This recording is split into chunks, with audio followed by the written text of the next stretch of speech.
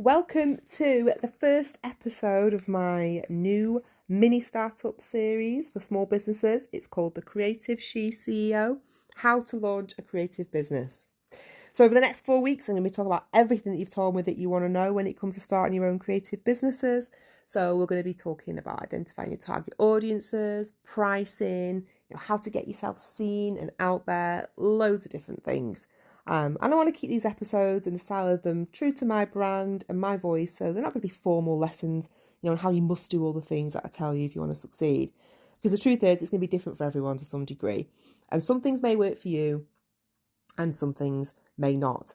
But my main aim is to chat about some of the most common questions that I get asked when it comes to going it alone on the mission of turning your passion into a real business.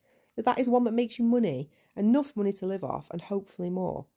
So I'm going to be telling you what worked for me and what didn't, when I started my stationery business, Vintage Twee, as well as chatting about some of the things you've told me give you the biggest headaches, the things that keep you awake at night, they make you feel uncertain, scared or anxious, and just the things that you want to know how to do.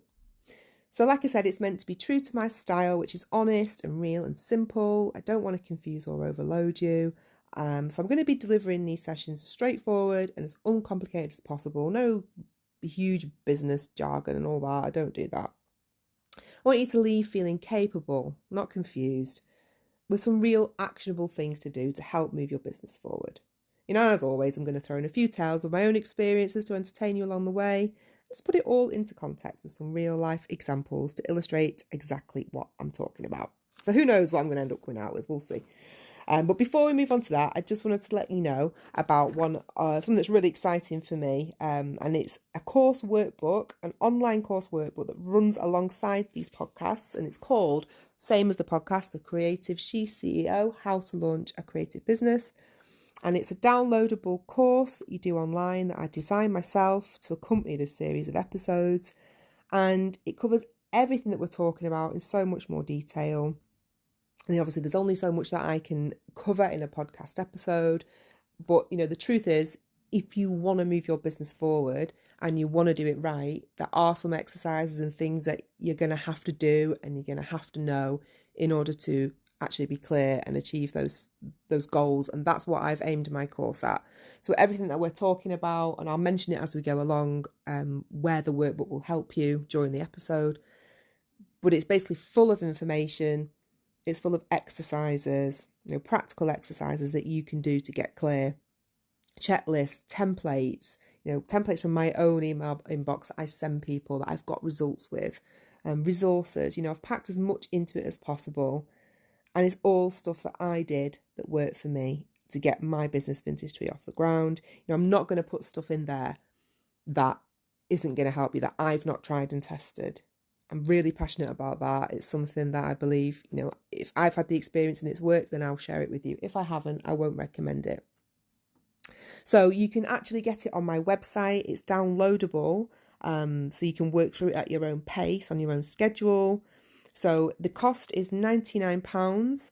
I know that people are always cautious of investing in themselves. I know that I have that problem where I always think, oh my gosh, can I spend, £99 on myself to achieve my goals? Yes, you can.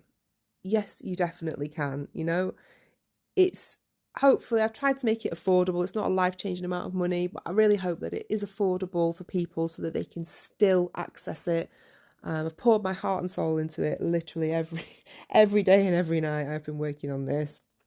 It's around 55 pages, I think, as it stands. And it's just a really nice workbook. I mean, I've printed mine out because I'm obsessed with it. So I wanted a physical copy on my desk. But it is downloadable, so it will come through to you as a PDF file and you can work through it, over the course of the next few weeks. So every time that you listen to a podcast episode, there is a section of the workbook that runs alongside with it that will help you delve deeper into those topics that we talk about and give you some practical exercises to do to help you get the answers to the things that we're talking about that you may be stuck on. So if you're interested in purchasing the online course, as I said, it's on my website, herhandmadehustle.co.uk. under the shop section, and also I'll put a link to it in my show notes of these podcast episodes so that you can access it there as well. So without any further ado, let's get to it. So episode 1 of this business startup series is all about finding your tribe. And that is the people who are going to absolutely 100% love what you do and stick with you until the end of time. They're the people that we want. The people who are going to like everything, love everything, share it, purchase it, tell everyone they know about you and your product or your service, aka your target audience. So one of the most common questions that I get asked is, how do I find my target audience? And the first thing that I say to people when they ask me that is, well, do you know who they are? And I guarantee you 9 times out of 10, the answer I get is no, I don't know who they are. So I say, in order to find the people who are going to love your work, you first of all have to figure out who the hell they are. Because you could have the best product or service in the world, but if you're showing it to the wrong person, then they aren't going to care, or they're not even going to notice it. So let's say, for example, that you run a business that's about making positive, healthy life choices for premenopausal and menopausal women. Okay, it's a random example, but it illustrates my point, so hear me out, okay? And that business, say, it's all about educating them on what they can do to help themselves through this difficult time. So your target audience is going to be women. They're going to be aged between perhaps 40 and 55 years old, who are approaching menopause or currently going through it, and they're looking for support. And then your son's football club, they're asking for some local services and companies to have a stall at a community charity event that they're doing. And they're offering you a free table to advertise your services. Great, brilliant. You get to get yourself out there in the community and tell everybody about how you can help them. So you put yourself a table and you get a banner made, you get some beautiful business cards, some really cool leaflets, and you may even get some freebies sorted to give away. Who doesn't love a free pen at a fair? I always love that. Or a keyring. And you stand there for 8 hours, and the only people who stop by your stand is the organiser to say thanks for coming, and a mum that you know from the club who you sometimes stand out in the rain with on match days, watching your kids kick a ball around a muddy field. Not ideal. And you leave feeling deflated and fed up and thinking that, surely there must have been at least 1 or 2 premenopausal or menopausal women walking past with their families, with their husbands, whatever, who would really benefit from your help if only they had stopped. Well, there might have been. But the chances are that there probably wasn't, because it's not where they usually hang out. At a football club, albeit a community event, but it's not where your target audience is, or where they would expect to find you either, which is probably even more important, because they're not thinking that there's going to be a stand popping up with a lady helping to, offering them support to get through the menopause, So let's now say that you uprooted your stall and you transported yourself to a different event. And this one was aimed at around 40 to 55-year-old females, and you'd be talking a different story. Perhaps it was like a cooking event, an arts and crafts event, maybe a weight loss group, a sewing group, something similar, even a mum's group. These are the places that your target audience will be. That's where they're hanging out. And that's where you need to show up. Now, this can be both in the real world, but also online too. So like in community groups on social media. So you need to think about who your audience actually is. And then, and only then, can you figure out where to find them. So I'm going to be talking a little bit shortly about a great way to help you really hone in on who your ideal customer is. But before I talk about that, I just want to chat quickly about the second most common question that I get asked when it comes to finding who your target audience is. And that is, well, what if I can't identify who my audience is? I don't know who they are. Like, what if you don't know who your stuff is aimed at, or who is going to buy it or invest in your service, and who would even want it? Well, I say if you're asking these kind of questions, then I would generally say that you kind of need to go a step back, maybe more, And first and foremost, be 100% clear on what it is that you're offering. So let's just say, are you making jewellery or are you making key rings? Because there's a difference in who each one will appeal to. Are you designing custom hoodies or, adult clothes, or are you designing a new range of, say, personalised dog clothes? Because you may have the same idea, which is like custom clothing or personalised gifts, but the person buying them will be very different. It's different when you're established and you can then diversify into other areas within your business. But at the beginning, you just need to be 100% clear on what it is that you're offering. So you know who will be interested in buying it. It helps you so much more focus on those people and know where to find them. So I'll give you an example for when I started Vintage Tree, my stationery company. Now, obviously now it is an event stationery company. Back then, I didn't really know what it was. I'm talking perhaps the first 3 to 6 months, really, when I was just making stuff. I was making stuff that I wanted to make, that I thought was pretty, that I liked. I was just experimenting and seeing what other people liked. And I think it's important that you give yourself that time when you're starting a business as well to experiment, because you'll find that things will grow naturally out of, what people respond to. You'll get to see what people like, what they don't like, what you like making, what you don't like making, and then you'll develop your ranges based on this. I think it's really important to remember that. Give yourself that time at the beginning to experiment. So yeah, when I first started Vintage Tree, I made these like glass jars. They were effectively just an empty glass jar, like a decorative one with a little cork lid. Some were like heart-shaped, some were star-shaped. They're really pretty. And I used a lot of mixed media on them. So I had like a little stippled effect.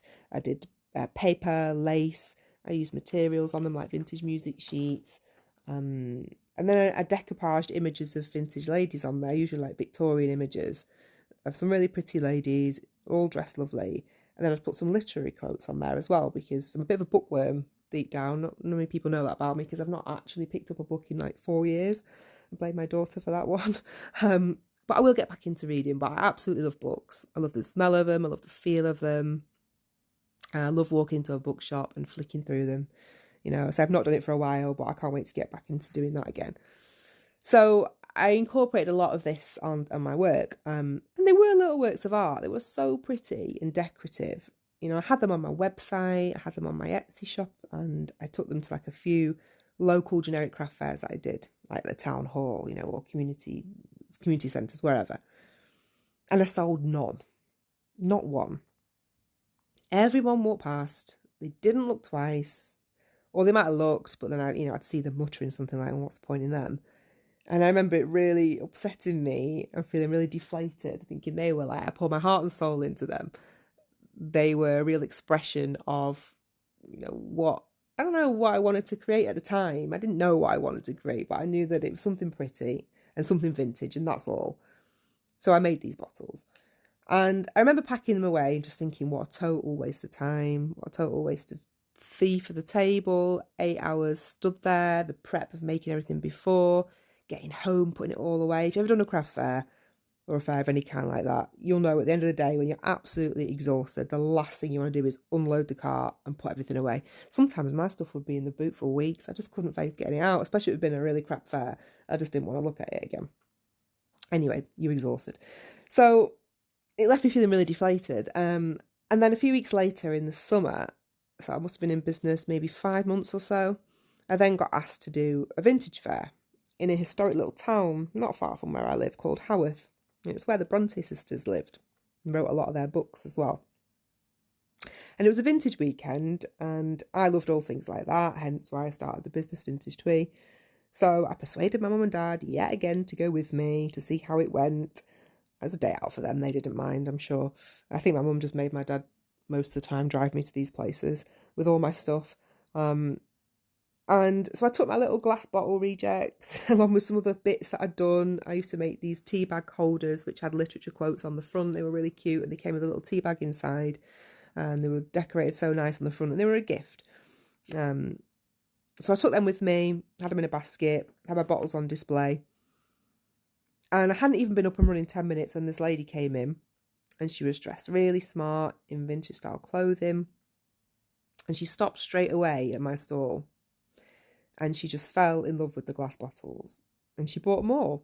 And I think they were about £8 each, and I had maybe six or seven of them. So, it was a decent sale for me. I'd only been open 10 minutes, and considering I'd sold nothing the last couple of fairs, I was absolutely over the moon.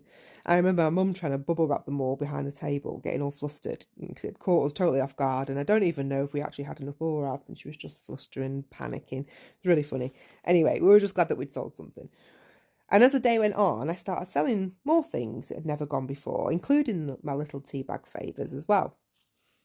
And I don't think I had much left at the end. I think I'd made about, I don't know, maybe £150, something like that. And I realised at that point that it wasn't that my decoupage bottles were crap or my tea bag holders were weird or pointless. It was just that I'd been trying to sell them to the wrong people. My target audience weren't hanging out at the local community fair or school fete. They were here. They were in historic little towns like Haworth at specialist vintage fairs where people appreciated little nostalgic keepsakes and trinkets, and they loved a literary quote and a unique gift. These people were my tribe, and this is where I needed to be. And that theory was proved further when I decided to attend some generic wedding fairs. Once people started saying to me that, you could see my stuff at weddings, they were really pretty, they'd make good wedding favours, I thought, oh, great, I had all this confidence, I'll go to a wedding fair and try that.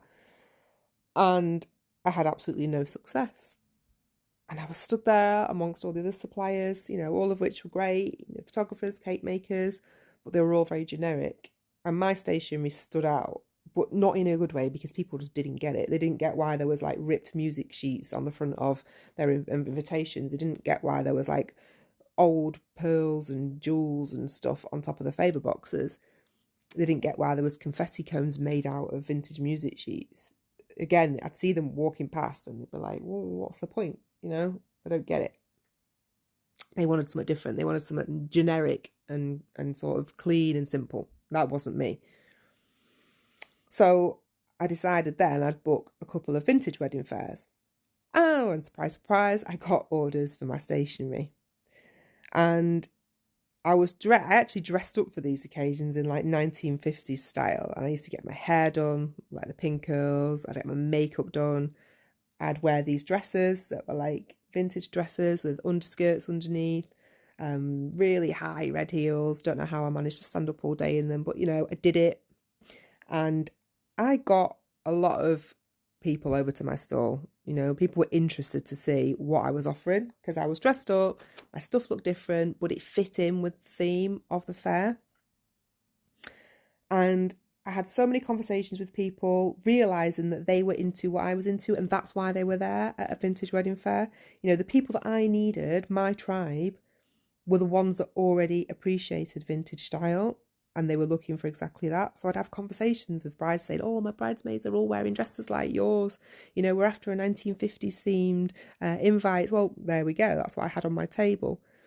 It's all things like that. So after that, I never did a generic fair ever again. And I kept true to my brand, and I found my people that way. So for yourselves, you need to think about narrowing down exactly what it is that you want to offer. So you have a specific niche or a product, and then you can go all in and hunt down the people who are going to love it. Now, I've actually got a section in my online course in the workbook, which is all about really focusing on what your niche is. So if you're not sure, say you're like flitting around between different ideas, never quite sure what it is that you want to offer, there's a section in there that will help you really narrow down what it is that you want to do. Something that you love. It's got to be something that you love, first and foremost, otherwise you're not going to do it. But it's also got to be something that appeals to the right people. So yeah, there's a section in there that will help you do that. It's a really good exercise. So I just wanted to mention that there and then while we're at that point. But also, I mentioned earlier about really honing in on who your ideal customer is. And there's a really well-known exercise that you can do that will help you do this. And it's really common. It's used by marketing experts when they build a campaign to sell a particular product. You may have heard of it. It's called building a buyer persona. Effectively, it's just making up a totally imaginary person so that you can fully understand who it is you're targeting as your ideal customer. And Again, in my workbook, there's a fabulous exercise to do this. Mine's in there, my ideal persona that I made up. She's called Laura, and she's kind of a bit like me, really, if I'm honest. But again, that's okay. You'll probably find when you're creating your persona that they may just be like you. And that's fine, because when you're making stuff or when you're starting a business, you're doing it because you love it and you want to do it, and it's something that interests you. So you're probably going to find that it appeals to similar people. So don't worry if you feel like you're describing yourself. I think I did most of the time, apart from I've not got a husband called Tom or 2 kids, just the one. But yeah, once you get the course, you'll see it's really good, and it'll help you really narrow down who it is that you want to target. But the point isn't it to be as detailed as possible. You give them a name, you give them an age, you give them a marital status, if they've got kids, pets, where do they live. Think about how they spend their time, what are their hobbies, who are their friends.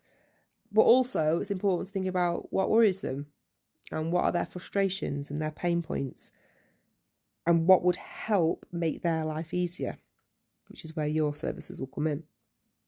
So you gather all this information together, write it down and pin it somewhere that you can see it daily. And you can use this persona that you've just created to figure out where you're going to find this person, where they hang out and spend their time, both online and offline.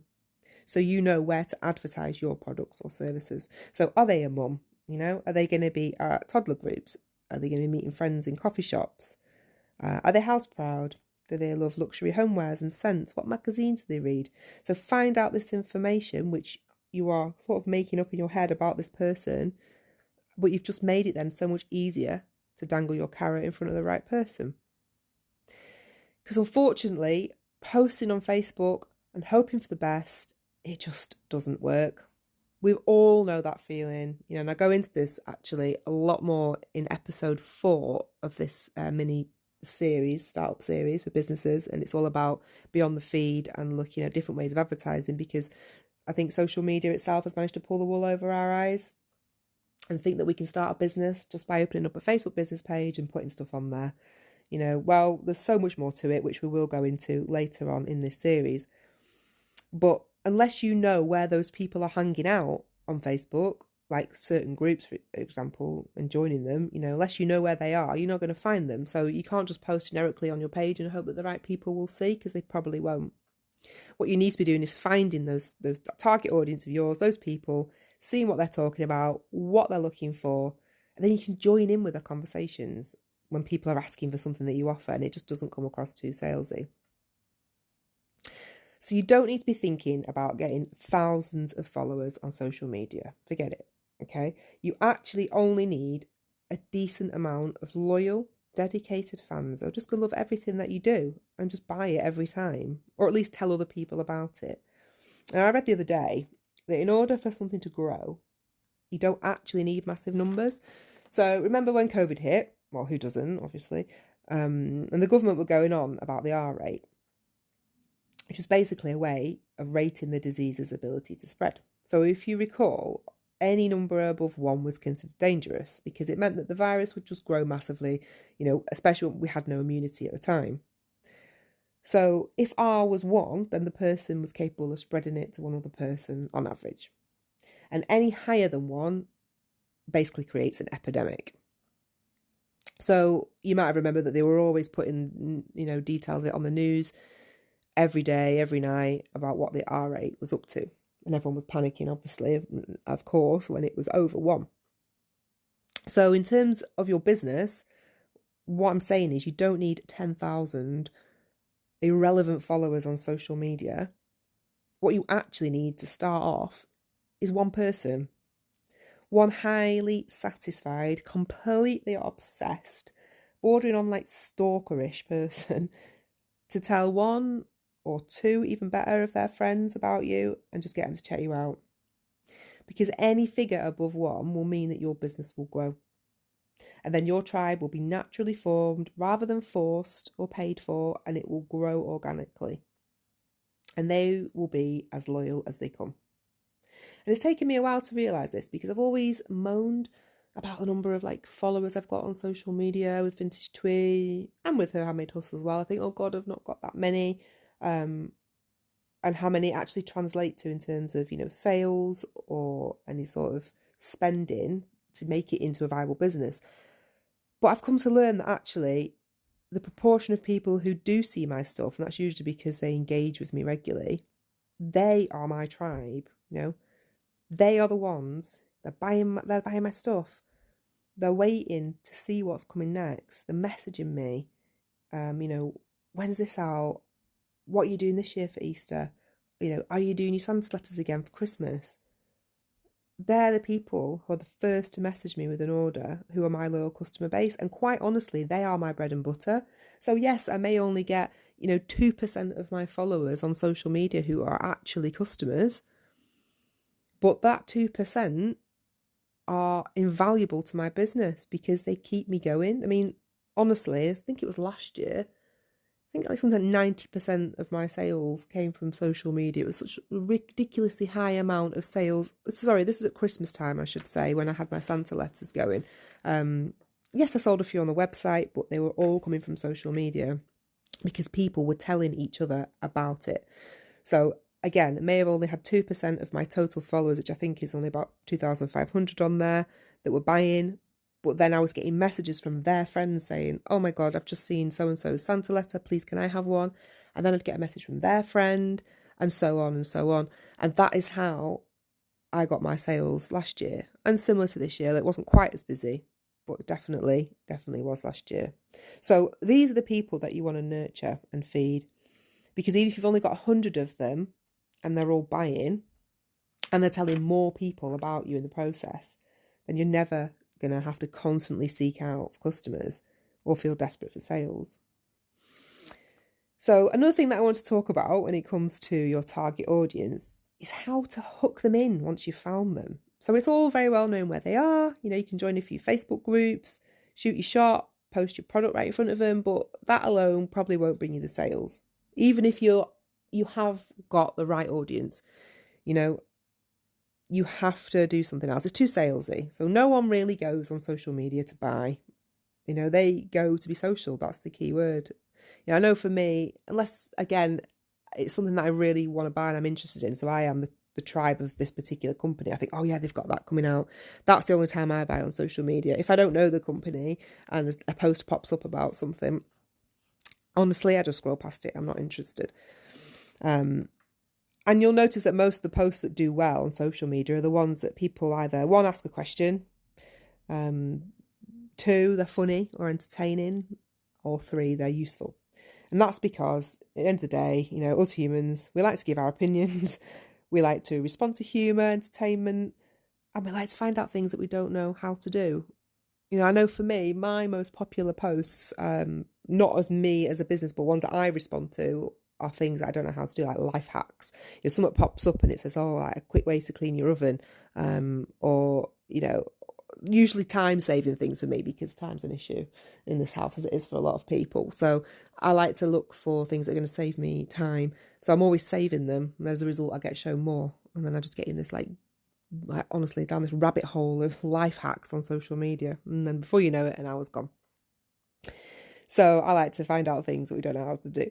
But, once you know where your audience is hanging out, you need to be that fly on the wall, and you need to listen in on what they're talking about. So it's not enough just to be in the same circles and put your stuff in front of them.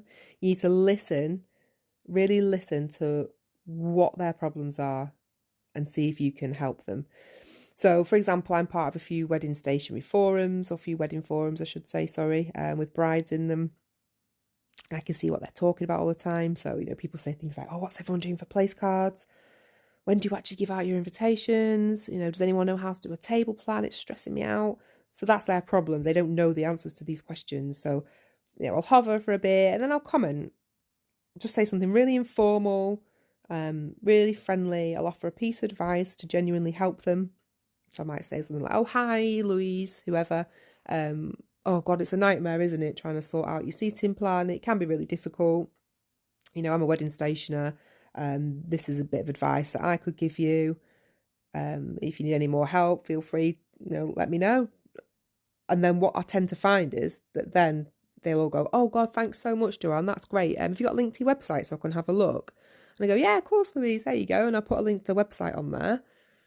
And then not only has Louise seen it, but everybody else who's following that thread in that group also sees it. So, I get a lot of people then, or a lot of leads coming through based on some help that I've given one person. So it's a really good way of sort of generating leads. And it's finding out what your target audience's pain points are, what's bugging them, their challenges, and offering a solution by just being present.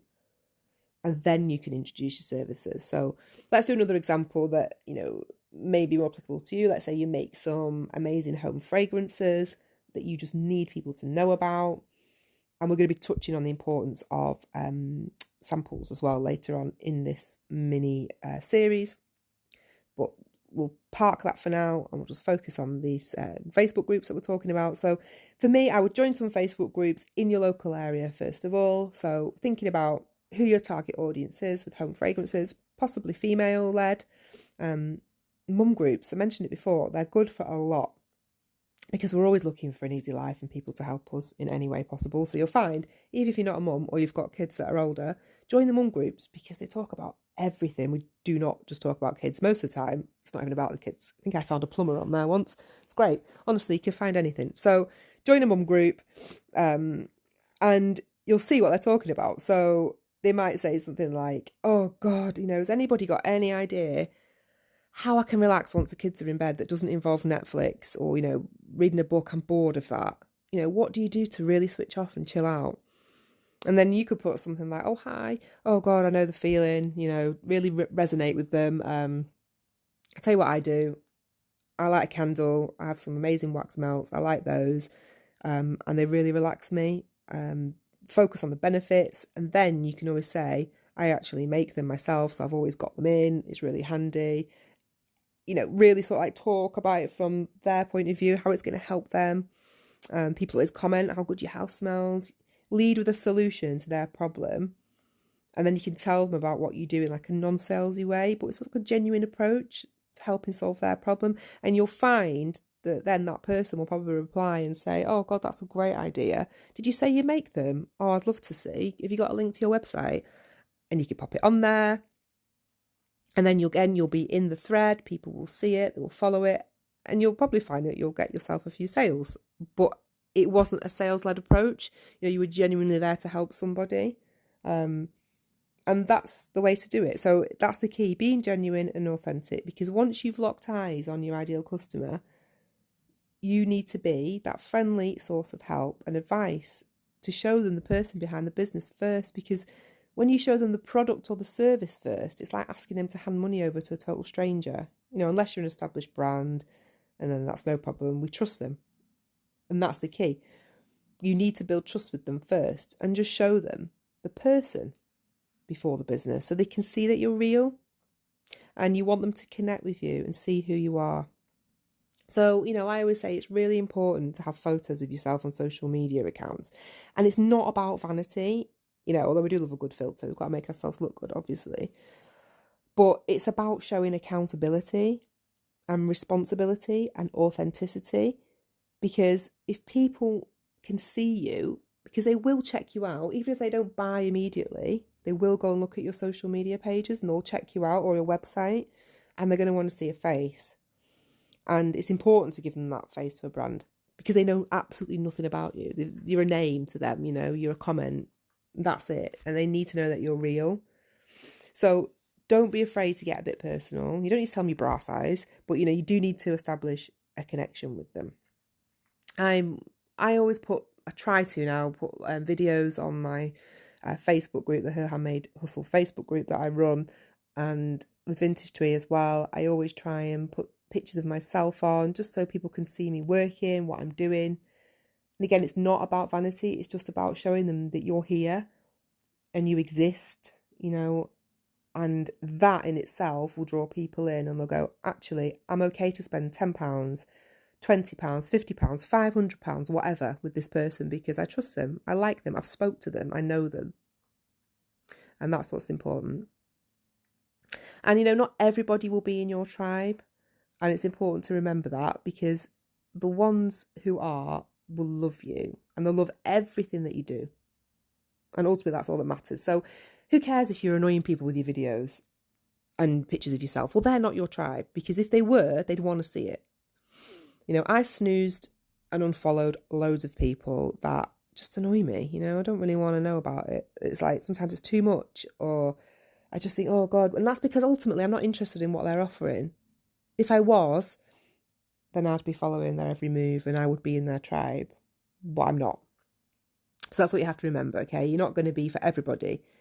I mean, I think at the beginning of this year, I had a right good social media cleanse. It could have just been before Christmas. I really recommend it. Just get away, just do away with everybody that annoys you or irritates you. And it really helps your mental health, honestly. And if people do that to you, then fine. Again, they're not for you. They're not your tribe. So don't focus on them. Focus on the ones that are.